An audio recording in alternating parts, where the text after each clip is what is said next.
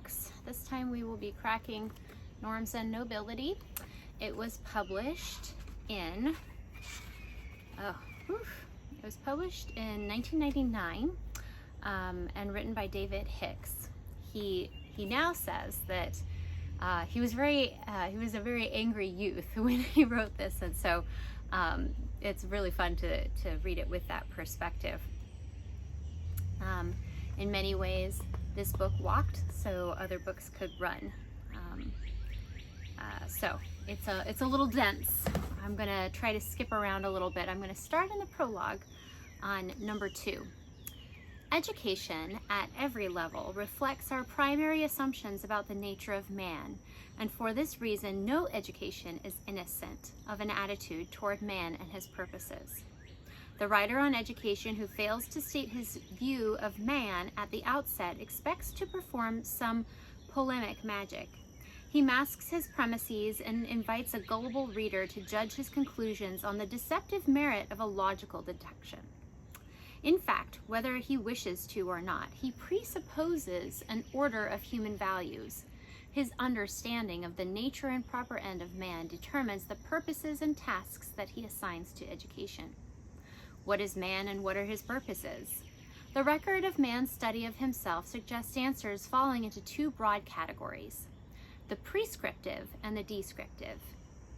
The early record favored a prescriptive understanding of man, embodied in myths, what Freud shrugged off as the distorted residue of the wish fantasies of whole nations.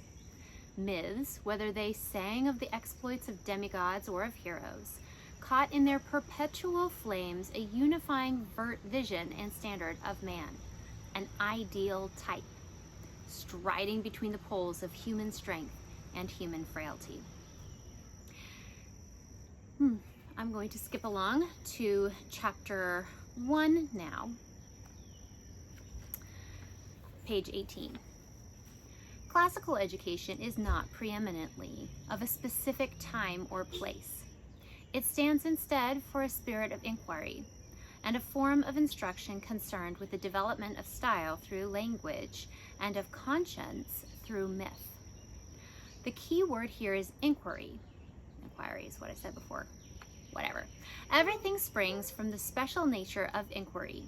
The inquiry dictates the form of instruction and establishes the moral framework for thought and action. Classical inquiry possesses 3 essential attributes. The first of these is general curiosity, as opposed to the systematic or specific interest of modern science. One does not launch a classical inquiry with preconceived methodology or from the point of view of an established academic discipline.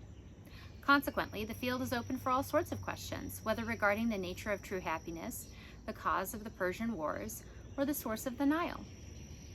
Second, one responds to these questions by forming imaginative hypotheses. The very nature of the questions, being far-flung and wide-ranging, often makes impossible what qualify today as scientific hypotheses. Third, one completes the inquiry by devising methods for testing the hypotheses. Again, the restrictions placed by modern science upon methodology are not adequate. The method used to test the hypothesis formed in a classical inquiry may involve reason or observation, logic or experimentation.